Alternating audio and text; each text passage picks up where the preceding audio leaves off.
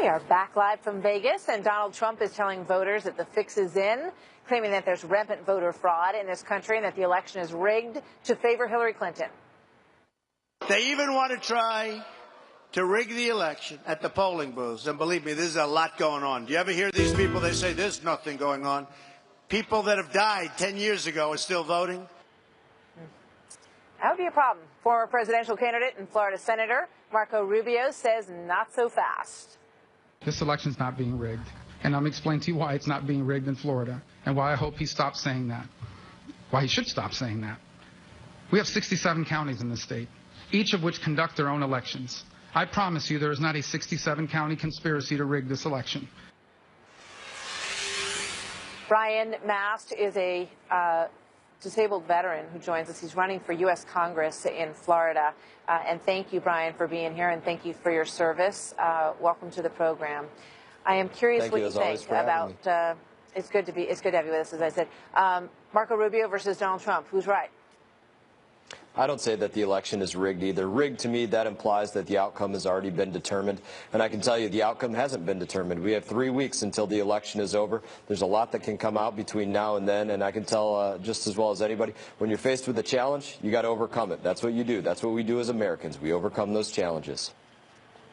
So in terms of, Donald Trump's argument is twofold. He does believe that there's the potential for fraud at the polls. He talks about elections where there have been instances where dead people's names showed up on the voter rolls, and we all know that those stories have existed. He also thinks that the press has rigged it against him, that they are overwhelmingly in favor of Hillary Clinton. Do you agree with that part of his argument? Oh, I certainly wouldn't deny either of those statements. Voter fraud is something that any one of us that's running for office, me included, it's one of those problems that we face. Whether you're talking about people voting in multiple states, dead people voting, people that are not citizens that shouldn't be voting, these are problems that we face. Donald Trump certainly has an uphill battle when it comes to the media attacking him. I don't think that's been a secret since the very beginning. But again, it's just one of those challenges that you got to look at. You understand that it's part of the road that we're on, and you got to overcome it. You got to fight like you're in last place. So speaking of that, let's go on to the troubled VA and a USA Today exclusive. The paper's reporting that the Veterans Administration has been shuffling managers around for years and calling that new leadership. VA Secretary Bob McDonald claims that 90% of medical centers have, quote, new leadership since 2014.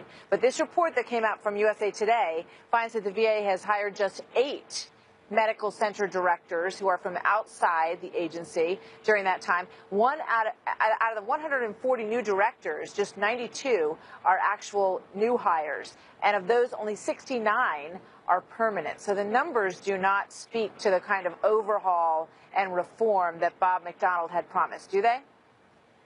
No, they don't at all. This report is so upsetting to me. The VA, obviously, something that's very, very personal to me.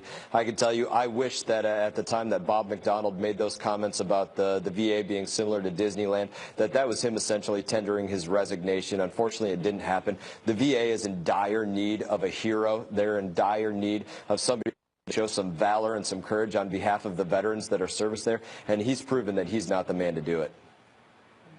Brian Mast, thank you very much. Good to have you with us today. Thank you. So we are back live from Vegas, but we want to take you to a live event where we are awaiting Donald Trump. He is about to speak at a rally in Colorado Springs today, and we will hear from him for the first time since the president made these comments about him whining about rigging elections. We'll see if Donald Trump has a reaction to that. Hillary Clinton's on her way here to Las Vegas. We saw her motorcade leaving earlier today. Both are in the last 24 hours. They're doing their final debate prep. She likes to sort of hunker down, and he likes to get out there with the crowd at a rally. We'll see how that prep works for them this time. Senior national correspondent John Roberts joins us. He is also here with us in Las Vegas, of course. So, John, tell us what's going on in the Trump campaign today.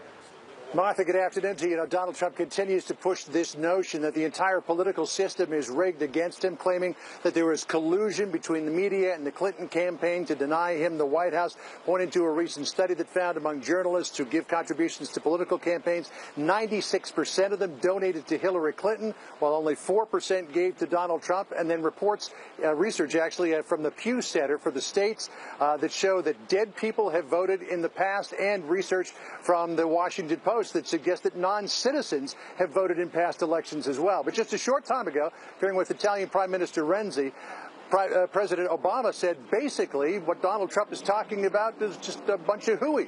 Here's what the president said.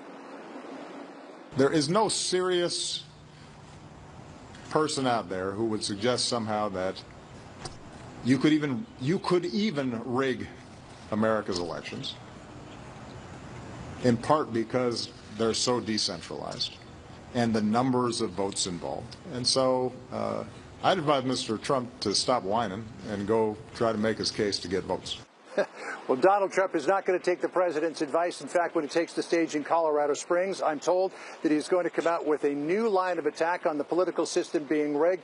I asked a campaign person whether or not he would go after President Obama. That person said, Martha, he's not, because President Obama is not on the ballot. So that may indicate that Donald Trump is going to concentrate all of his fire in the next 24 hours on Hillary Clinton. Martha? So he's got 21 days, John. Just a quick thought on how he may be trying to change the narrative that is surrounding him. He's talked a lot about this rigged election thing, and he's also had the problems with the issues on women. He's got 21 days of the campaign, but he really only has 24 hours to change the narrative because he doesn't want to go through that entire debate talking about the allegations that those 9 women have leveled at him. So the campaign is out with a new ad today hitting Hillary Clinton on trade. Yesterday, Donald Trump put out 5 points for ethics reform in Washington, and he's also going very hard at the new disclosure from the FBI that the Undersecretary of State, Patrick Kennedy, it appears was trying to make a deal with the FBI, offering potentially a quid pro quo if the FBI were to change the classification of some of Hillary Clinton's emails that were on her private server. Here's what Donald Trump said about that last night in Green Bay, Wisconsin. The Undersecretary of State, Patrick Kennedy, illegally pressured the FBI to unclassify emails from Hillary's illegal server. In other words, the State Department was trying to cover up Hillary's crimes of sending classified information on a server our enemies could easily access. Here's one of the big reasons why Donald Trump has got to turn the narrative around. A new Monmouth poll here in the Silver State in Nevada. Hillary Clinton now up 7 points, 47-40. A lot of people believe that Donald Trump has got one last chance to make a good impression tomorrow night, and if he doesn't do it, if he can't get it off of the controversies and onto policy, Martha, he may never recover before Election Day. Fascinating. John, thank you very much. So as John Roberts mentioned, Clinton's polling ahead of Trump here in the state of Nevada. It is one of the swingiest of the swing states, though, in the 2016 election. Look at that. What a trip it's been for them. She is up by 7 points, 47-40. She had a 4-point edge back in July, 45-41, until September when Donald Trump sprang into the lead, 44-42. But he does not enjoy that advantage anymore, according to the polls. Michael McDonald is chairman of the Nevada Republican Party. And you take issue with those numbers? Welcome. Good to have you with us. It's an honor. Thank you very much. What do you think? Our inside polling doesn't show that. And we are in a battleground state. And it goes back and forth. You see how the ball keeps going from one side to the other. So I think the numbers are a lot closer than that. And our inside polls show different. But, where we're sitting right now, we're very confident for Mr. Trump. Are you? Okay. Let's take a look at some of the inside numbers here because he has lost 10% with non-white voters. He had a peak of, he was at 63%. These are her numbers. She was at 63. Now she's at 67 with non-white voters. And look at how those numbers have changed so dramatically. Now let's go over to the younger voters, which is at the bottom there.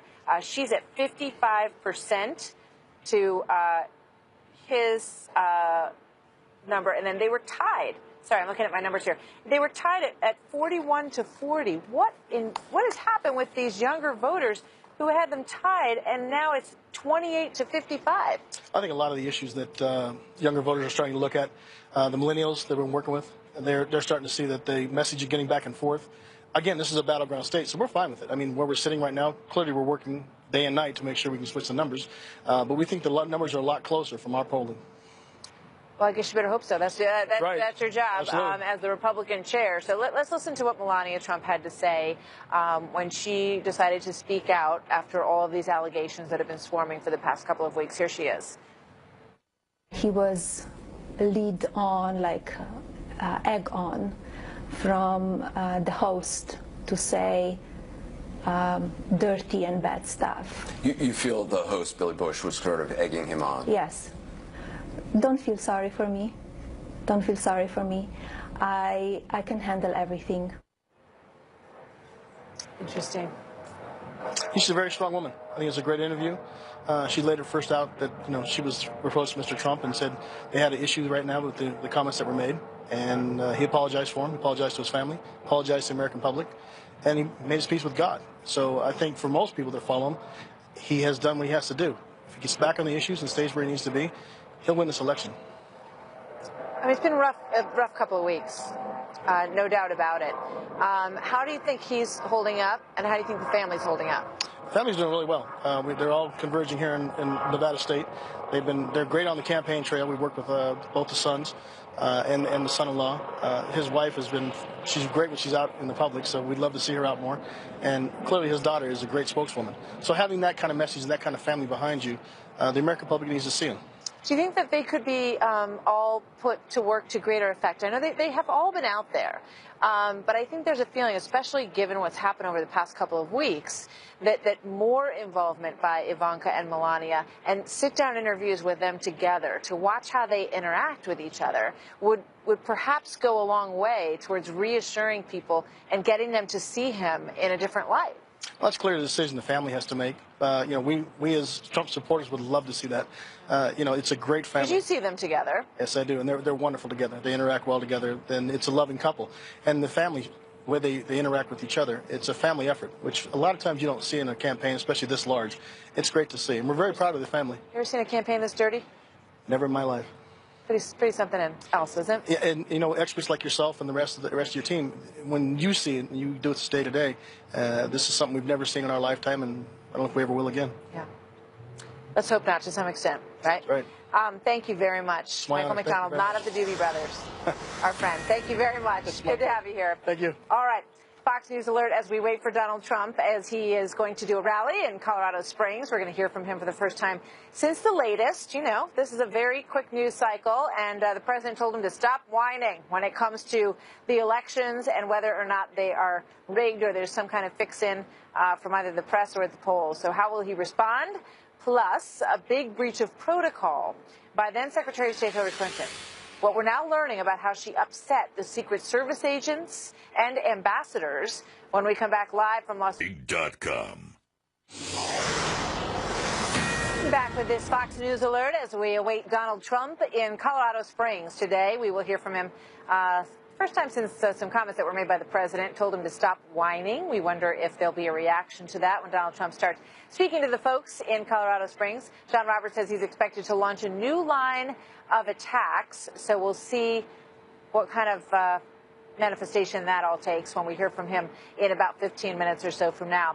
In the meantime, there are new FBI documents that reveal one of Bill Clinton's Secret Service agents helped to maintain Hillary Clinton's email server. So that's an interesting relationship. According to the redacted transcript of the agent's testimony, he was contacted by Justin Cooper, a name you probably remember from this story, a longtime senior advisor of Bill Clinton, who helped to set up that server at the Clintons' home in Chappaqua, and who was asking for his assistance with email security.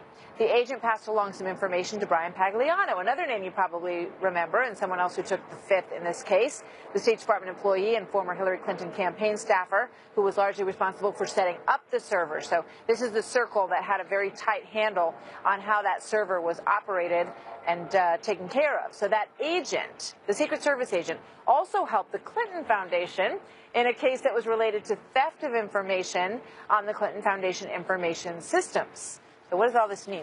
Dan Bongino, former Secret Service agent for President Obama and host of the Renegade Republican, joins us now. Dan, welcome. Good to have you with us today. So there was a lot there in that introduction. Boil it down for us. Tell us what you think it means and why it's a potential problem. Well, Martha, I think one of the reasons you're seeing all these whistleblowers come forward, whether it's the Diplomatic Security Service that worked for Mrs. Clinton, the Secret Service, or the FBI in relation to her email case, is a lot of these people on the inside that still talk to me and are sources for me have told me that they really see this woman as a very unique threat to our republic. They do.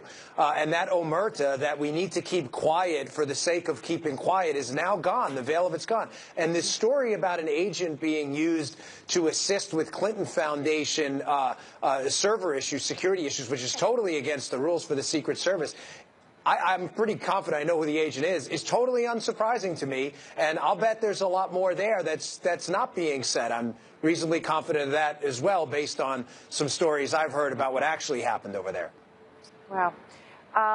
This is from the FBI documents that have now been uncovered, and it's a complaint from those who were protecting her that says this: Clinton refused to do so, instead choosing to be accompanied in a limousine by her chief of staff, Huma Abedin.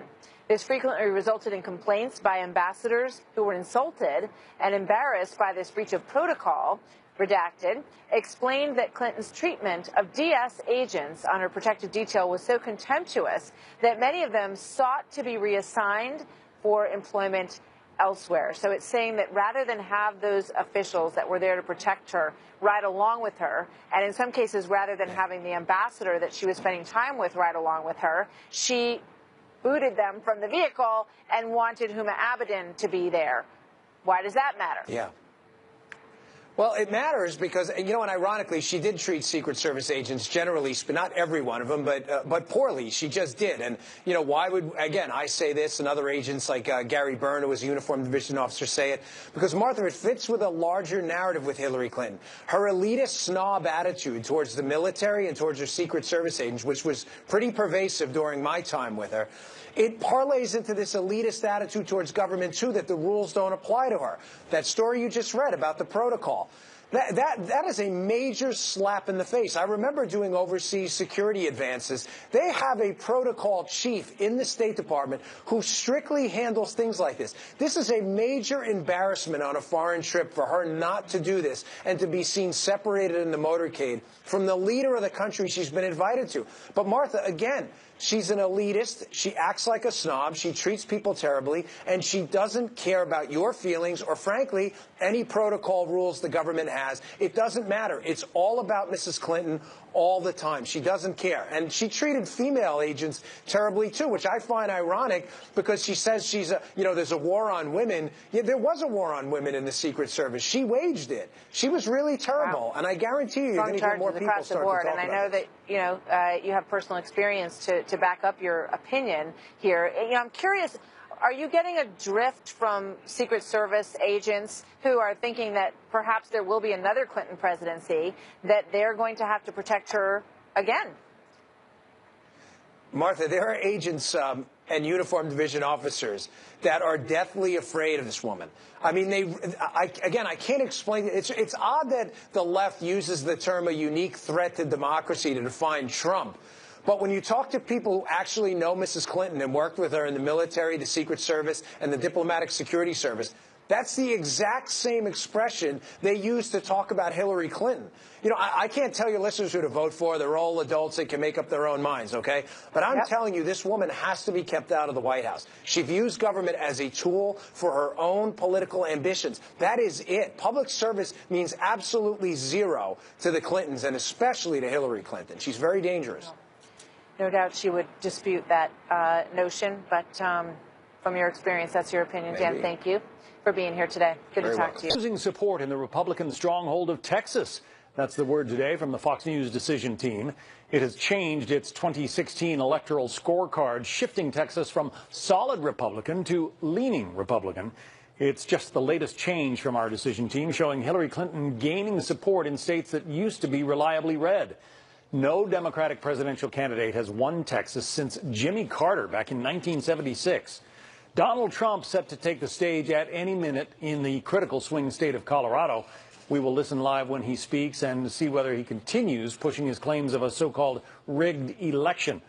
Just last night, Trump told thousands of supporters in Green Bay, Wisconsin, that voter fraud is, quote, very, very common. Believe me, there's a lot going on. Do you ever hear these people? They say there's nothing going on. People that have died 10 years ago are still voting. Illegal immigrants are voting. I mean, where are the street smarts of some of these politicians? Most experts, I should say actual voter fraud is extremely rare. According to one study from a professor at Loyola Law School, there have been just 31 known cases of people impersonating somebody else at the polls out of 1 billion votes in American elections between 2000 and 2014. Meantime, Donald Trump's daughter, Ivanka Trump, is now responding for the first time to that leaked video of her father bragging he can grope women whenever he wants because he's a celebrity. She released a statement to Fast Company magazine reading, quote, "My father's comments were clearly inappropriate and offensive, and I'm glad that he acknowledged this fact with an immediate apology to my family and the American people." Donald Trump's wife, Melania Trump, is also defending her husband. She tells Fox and Friends she warned him not to do interviews with personalities like Howard Stern and Billy Bush. He's not the man that we heard him on the tape. Many times I gave him an advice and I didn't agree to do all the tapes on Howard Stern with Billy Bush because I know those people, they hook him on. They try to get from him some inappropriate and dirty language. Critics also blasted Billy Bush for his comments in the video, and NBC News reports he has left the Today Show. Hillary Clinton and Donald Trump are set to face off tomorrow in their third and final presidential debate, moderated by Fox News Sunday anchor Chris Wallace. Trump campaign officials confirm the mother of Sean Smith, one of the Americans killed in Benghazi, will be one of their guests at the debate. A live look here from outside the debate hall at the University of Nevada, Las Vegas, that is normally reliably Republican, is all of a sudden not so red. It's more pink. It is leaning Republican, but Hillary Clinton is about to spend a bunch of money there. The Dallas Morning News endorsed her. What do you think?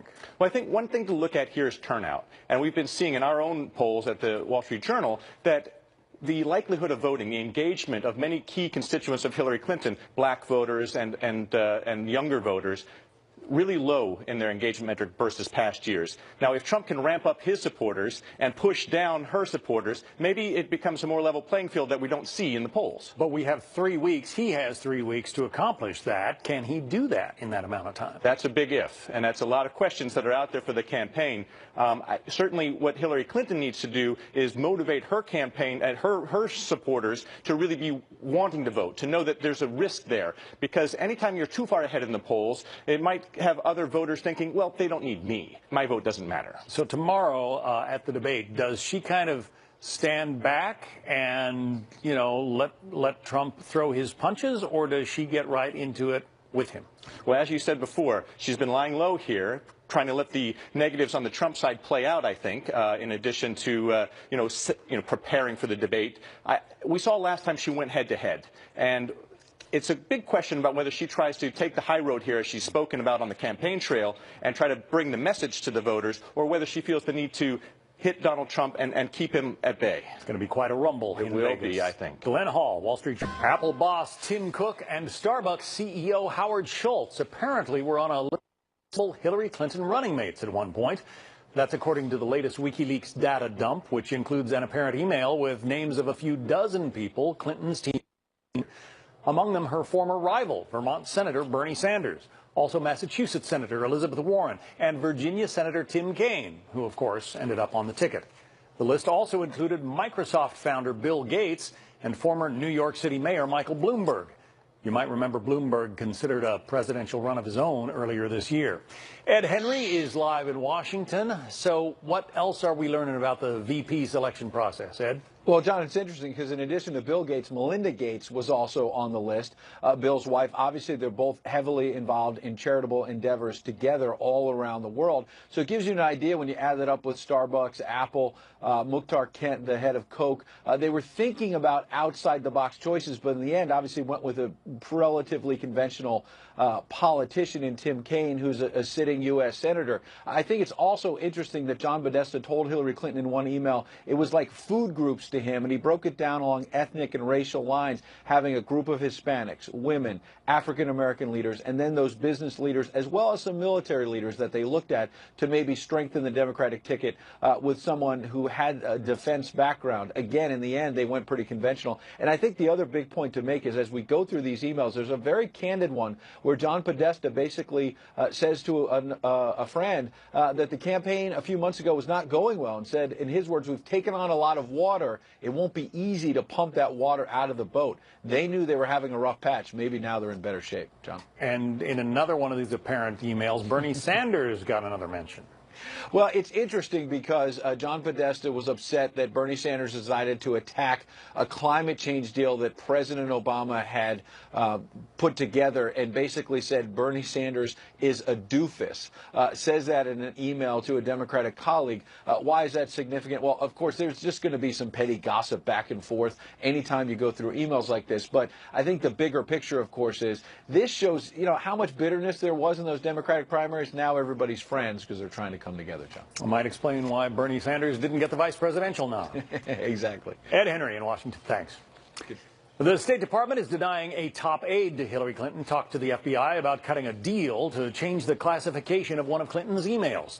An FBI official used the term quid pro quo, according to documents from the investigation into Clinton's private email server.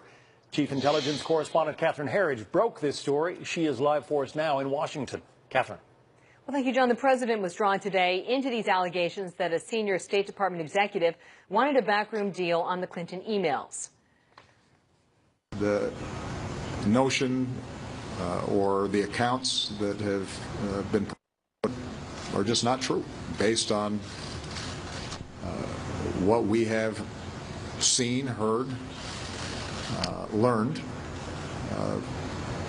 Some of the more sensational implications or appearances, as you stated them, aren't based on actual events.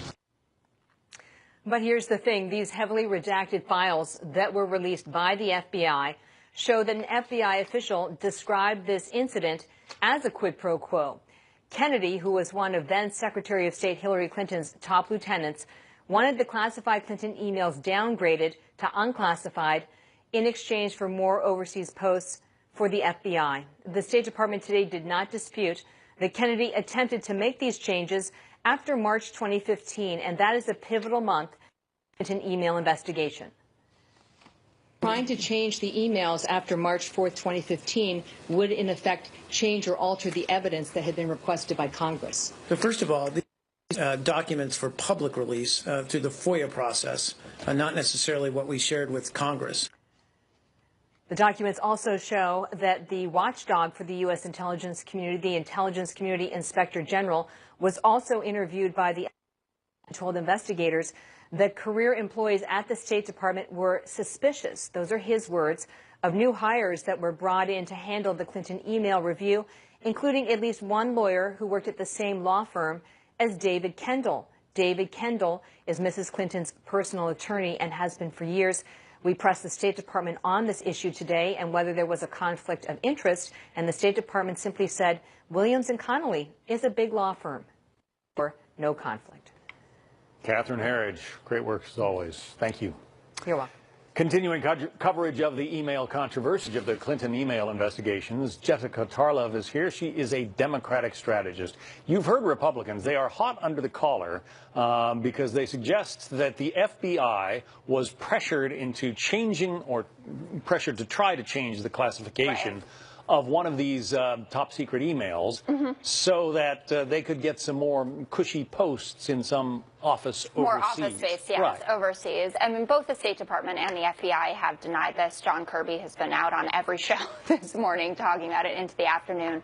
And I think this will continue. I think it's good red meat for the right now when they're trying to avoid talking about, sexual allegations with Donald Trump and kind of anything but talking about that.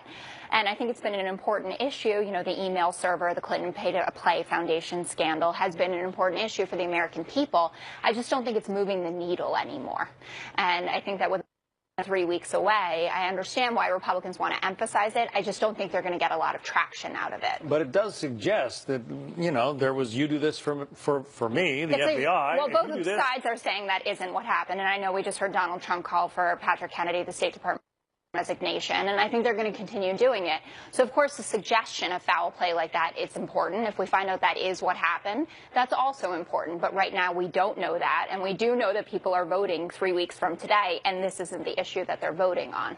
We had that famous quote from Hillary Clinton about Trump supporters being a basket of deplorables, but you saw in the vice presidential selection email that we talked about earlier, her right-hand guy, her campaign manager, John Podesta, was putting people in categories and saying, you know, if you want a Hispanic vice presidential nominee, here's your choices. Here's your choices for African Americans. What about that? Well, I think, listen, no one ever expects that their private emails are going to be read, right? And especially that they're going to be hacked, whether it was Russia or someone else, and we think that it was Russia. So I'm sure there are things that John Podesta wishes were not down in writing. But I think this is totally normal political procedure. We know that Tim Kaine was selected to give the Clinton campaign a swing state, Virginia. Trump has pulled out ad buys from there, so obviously it was a smart pick. Tim Kaine also recently, I think it was late last week, gave a speech all in Spanish, right? I mean, he has a certain appeal, and that's important. And politics, you know, special interest politics is just a fact of life. And it's not as if the Republicans don't play it. I mean, Donald Trump tries to. Remember when he said, look at my African American, right? He was trying to play, but African Americans aren't playing. This is just peeling back the curtain. This is just sausage making as normal. Absolutely. Yeah, I mean, I think so. I don't think there's anything particularly stringent in there that happened that you would say, oh, my God, the Clinton is worse than any average political campaign. The releases come just about every day, it seems like. Are you worried, as a Democrat, that there's going to be some big revelation in there somewhere that's going to blow up the course of this campaign?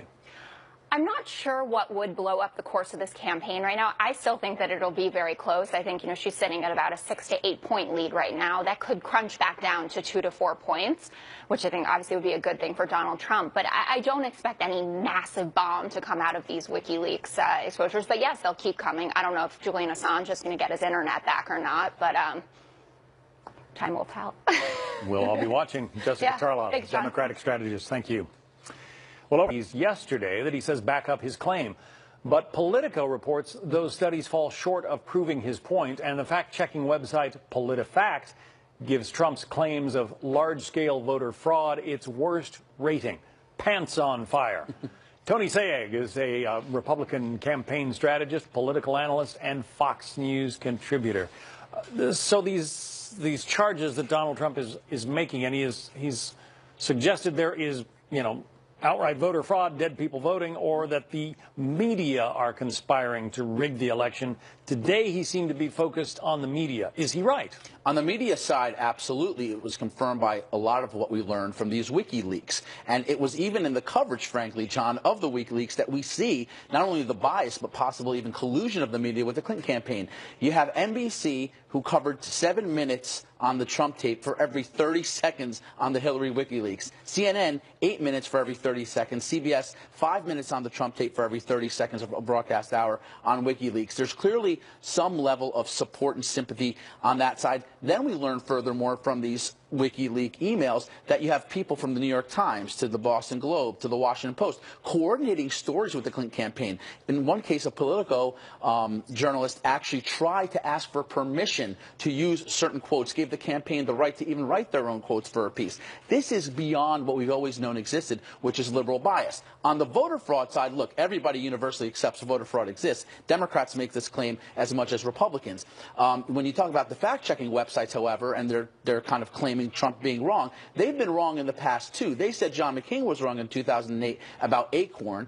And we learned in 2010 that there was voter fraud perpetrated by Acorn. 18 people went to jail as a result. And meanwhile, all along during the 2008 campaign, we were told by the media that this was fabricated by the McCain campaign. But some Trump, even some Trump advocates are saying he's got to be careful, because if he's telling his people that this election is lost before it's even taken place, his people, his voters, are going to stay home. On that point of strategy, it's absolutely right. You can't allow people to feel that they can't impact the outcome. And the truth of the matter is they certainly still can. And that's where I think Donald Trump has to walk the fine line by keeping on a message, by the way, John, that's worked for him throughout this campaign. And it's also worked for Bernie Sanders throughout this campaign. It's that whole idea that the macro dynamics of this country are rigged against the average person, whether it's the economy, whether it's government in Washington, whether it's the voting system, that if you're the average guy, you're always losing out to these larger elite interests that both parties, frankly, have represented. So Trump on the overall message is right to make this about a rigged system, but he can't do it at the expense of enthusiasm of his own voters. Well, he can't seem to get out of his own way sometimes. I mean, since that tape came out, he's down quite a few points, even in states like Texas.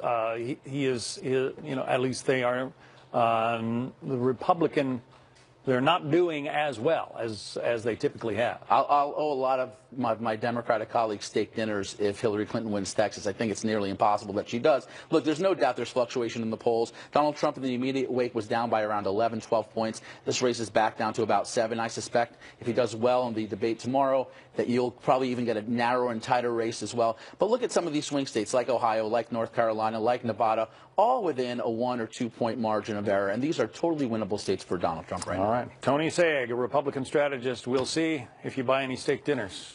Tony, thank you. You got it. Thanks. All right, I'm John Scott in for Shepard Smith on this Tuesday. That debate tomorrow night is going to be fascinating. We know you'll be watching here on Fox. Your World is up after the break with Neil Cavuto. He's live from the debate site. I want to go right now to Steve Wynn. Again, just to put Steve Wynn in perspective in this town and how big a deal he is, keep in mind that he has overseen construction of or operations for all the biggest name brands you see behind me in this shot. I was just reviewing it here, but they include the Golden Nugget Atlantic City, the Mirage, Treasure Island, the Bellagio. I could go on, the Wynn Resort, and now very big in Macau, all over the world. And he joins me now. Steve Wynn, very good to have you. Go on and on. I was. Hi, Neil. Yeah, right. Keep it going. Keep it going. Steve, it's good to have you. It wasn't too long ago you were commenting on the dysfunctional circus campaign season. I guess it hasn't eased up. But with 3 weeks to go and no signs that that's going to change, what do you make of the whole race?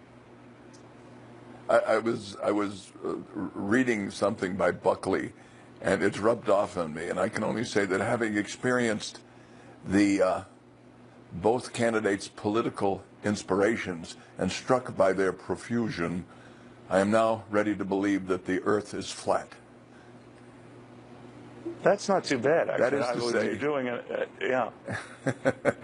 The thing is, I think the conversation's all wrong. I don't think that the dialogue has shown the proper respect for the process itself. What's going on in America is complicated, important, and worth serious public discussion. We take in 3.1 trillion. We spend 3.7 trillion. That leaves a gap of 500 billion or 600 billion. That's 50 billion a month in new money being printed, which is increasing the money supply and directly impacting and destroying the quality of every paycheck in America and therefore the living standard of all the people in America. That conversation is relevant, not to mention, a serious discussion about globalization, trade, immigration. But instead, Neil, I feel that the exchanges have devolved. I think the conversation's all wrong, and consequently, I don't feel like I can be part of it intelligently. Do you have a candidate you prefer? I mean, do one of the candidates' prescriptions address what you talked about more than the other? Well, I know both people, and it would be fair to say that they're both intelligent. I tend to respect anybody who's willing to throw their hat into the public arena these days and put up with all of the contingent events that go along with public service and public campaigns. When you ask me if I have a preference, I'm so, as I mentioned a moment ago, I'm so focused on the fact that the conversation doesn't address any of the things that I think are important. I think our political dialogue in America is distorted and completely off track. So I can know the candidates, and I've enjoyed private time with Donald and certainly with Bill and Hillary Clinton. Melania Trump is an elegant, lovely woman, and Trump has done a fabulous job with his children, which you and I both know is an achievement all by itself. Absolutely. So these people all have something to recommend them.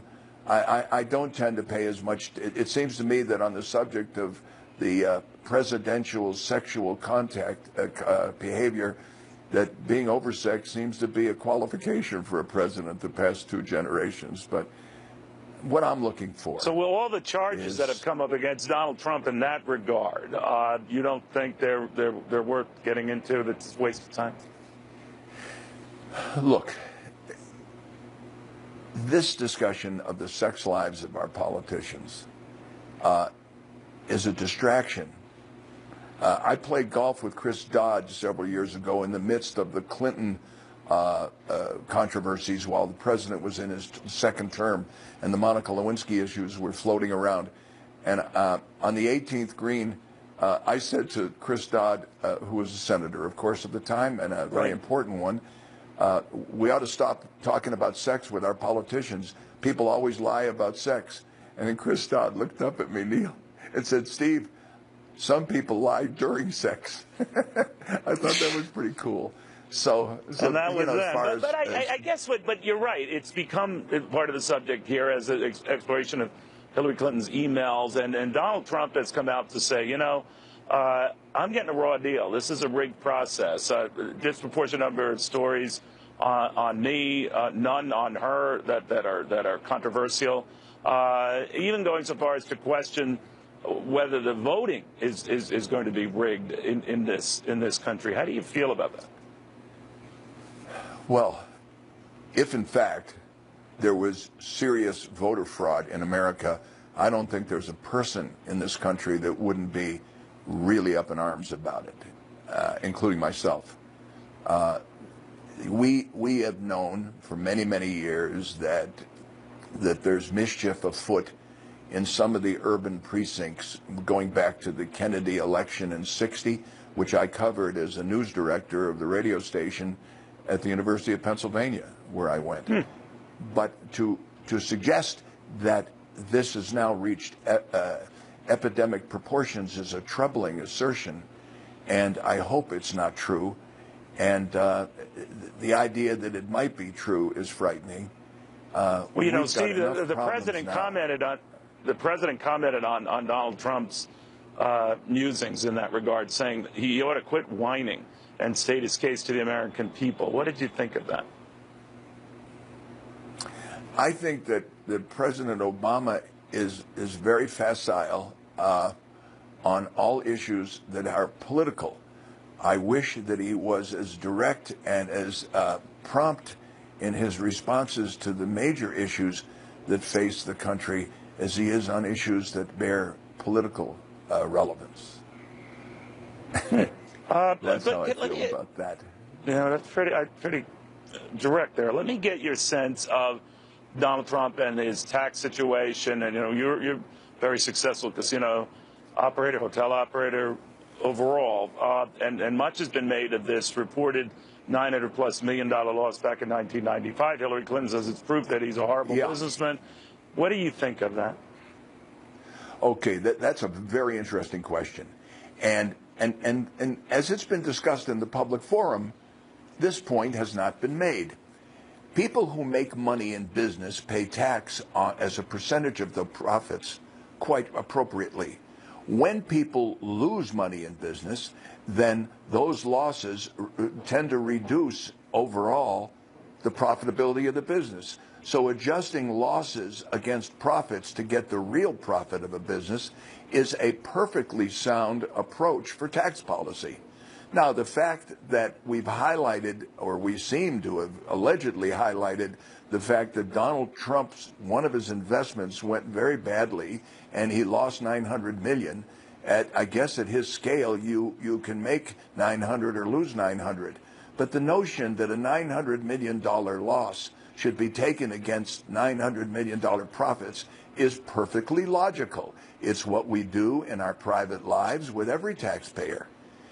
What we see in this particular subject, rather than a focused, perspective discussion of the concept of business losses against business profits, instead it's become a political tool, another arsenal in this disgraceful exchange of fire that is really off the point. And that's the reason, as I said before, that I think the dialogue's all wrong. Conversation is misdirected. You know, one other issue that's come up in this back and forth about taxes is the rich should pay their fair share. And that fair share would go all the way up to 65% on guys like you with their estates when they leave this fine world. What do you think is a fair share? Well, maybe, but what do you think of that? What is a fair share to you? Well, it's a perfectly intelligent question. So how do we define fair share? 70% of the tax revenues paid to the United States government in income tax come from 5% of the citizens. Now, that would suggest that something unfair is going on. So when you hear a politician say fair share, you're talking about hypocritical political propaganda. You are not talking about an intelligent discussion of who is paying what and who isn't paying taxes. It's a simple subject. But this is one of those perfect examples of the distortion in conversation. I don't say that defensively because I'm a high-earning person. I've paid a couple $100 million of taxes since 2000. And I've been very lucky to be able to pay those taxes. It's a privilege to have earned the money to be able to pay the taxes. But the fact of the matter is, the minute someone talks about fair share, you're probably talking to a thief. 70% of the tax revenues on personal income tax in America are paid by 5% of the people. So would you be more open to what Donald Trump is espousing, that where you cut the taxes across the board for everybody? Well, first of all, I think his big tax cut was on corporate tax, if I'm not mistaken, right. Neil. It's hard to sort out the policies when you just have the TV stuff at your disposal. The corporate tax rate is one that should be addressed. For example, in business, in life, in the raising of our children or the running of a business, what do we do fundamentally? The big idea is that we encourage the behavior, we reinforce the behavior that we wish to encourage. Now, with all that money offshore, because the taxes in America are excessively high for businesses, what is wrong with saying, hey, you bring back that $2 or $3 trillion, and if you could show me that 20 cents on every dollar is going to go directly to creating a job, that's your tax. Create the job. Bring the money back. Uncle Sam won't collect a dime. Go create jobs. Create more taxpayers. People that create jobs create taxpayers, which benefits society as a whole. That's a very good point. Neil, so it sounds like your philosophy. No, but your philosophy seems more in line with Donald Trump than Hillary Clinton. Am I right? Not necessarily. Well, I thought you were going to say it's more in line with Trump than Clinton. I'd be very anxious to have a private conversation with Hilly. That's what Bill calls his wife. Well, that's Hillary, what I meant. So I thought more in Donald Trump, more in keeping with Donald Trump, that his policies, his economic views are more your own. But that's the point. I haven't had this conversation with Hillary Clinton, and I think it would be fascinating to have the conversation with her, because I wouldn't be a bit surprised if Hillary Clinton didn't agree. But the God lives in the details. What do you do with the money that you bring back tax-free from abroad? If you can prove that it's going directly to the creation of jobs, or a great portion of it is, then that benefits society at least as much as any tax might. So there's a discussion here. But we're not having it, are we, Neil? We're not. No, we're not. We started it something here. No. But Stephen, I want to thank you very, very much. The issues that Steve Wynn raised at Wynn Resorts, you think they'll bring that up in the debate tomorrow? Let's hope so. The president going after Donald Trump today, saying he's a whiner. And, look, that's fine. There are a lot of whiners out there. But methinks you should be very careful, Mr. President, on this subject. Listen. Look, if I watched Fox News, I wouldn't vote for me. Look, I'm being serious here. I mean, that's the story that's been told. And I haven't, turned on Fox News or listened to conservative talk radio yet today. If you watch Fox News on a regular basis, it is a constant menu. They will find, like, folks who make me mad. I don't know where they find them. Well, wait a minute. If you say you don't watch us, how would you know? Anyway, welcome back, everybody. I want to get into that a little bit with Karl Rove. Now, Karl, you were actually kind of saying much the same earlier today that he's got to avoid, that is Donald Trump, the appearance of just whining and complaining, turn it around, sort of pound the issues that have worked for him in the past and focus on that. I just found it a little rich myself hearing the president bemoan that kind of behavior, but it is what it is. What do you think? Yeah, well, look, I worked with President Obama when he was Senator Obama. He's one of the most thin-skinned people I ever met in Washington, and he whines a lot. And I thought two things. First of all, I thought it was completely inappropriate at a news conference with the visiting Prime Minister of Italy that he allowed himself to look like he was appearing at a Democrat campaign rally as a stump speaker. He, in my opinion, standing there with the Italian Prime Minister, he should have said, you know what, I want to reassure the American people and our friends around the world that American elections will be fair and that the outcome will be respected. And there's plenty of time for politics at other times, but today we're here with the Italian Prime Minister, and we're talking about the other subjects in the American presidential election, and moved on. Instead of using it as a chance to slap down Donald Trump and make himself look petulant and condescending, as he so often does when he adopts this kind of seizes these kind of moments. One of the things that you think about, too, in that kind of a venue with a foreign leader is Donald Trump could win this election. I know the polls are what they are now, but he could be the next president. So for the present president to be saying that, it just looks bad in that environment. But I want to switch to the issue. Go ahead, finish that thought. Oh, it's petty and it's unnecessary, and it shows how the president is a relatively undisciplined person when he doesn't have enough handlers around him saying, "Remember, Mr. President, you are the president." He slips back into, "I'm a Chicago state senator, and I've got to say nasty things about the opposition." They're going to probably be doing a lot of nasty exchanges tomorrow night. You said you wanted to keep that to the issues. And that this could be pivotal for Donald Trump. But will it be enough, even if he puts in a very good night, to change some of the trends in these polls? Not all, but they don't look good right now. But how would you describe it? Well, look, I don't think, I've made the argument before that it's not just the debate, it's what happens before and after the debate. So if he has a good night tomorrow night, he needs to show discipline in the days that follow and not do what he did after debate 2 and not do what he did after debate 1. Debate 1, we spent 5 days listening to him attack former Miss Universe for being overweight and having bad dietary habits. After debate 2, we spent a week watching him go after fellow Republicans and, declare civil war inside the Republican Party. He needs to stay focused on her and President Obama and delivering a message of change, of saying on the big issues they've done the wrong things and I'll do something differently. And it can't just be a good debate performance. He's running out of time, and the days that remain to him after that debate ought to be devoted to things that will cause people to say, you know what, I'm undecided, or I was for her, I'm for him now. Do you think there's enough time for him to do that, turn this thing around?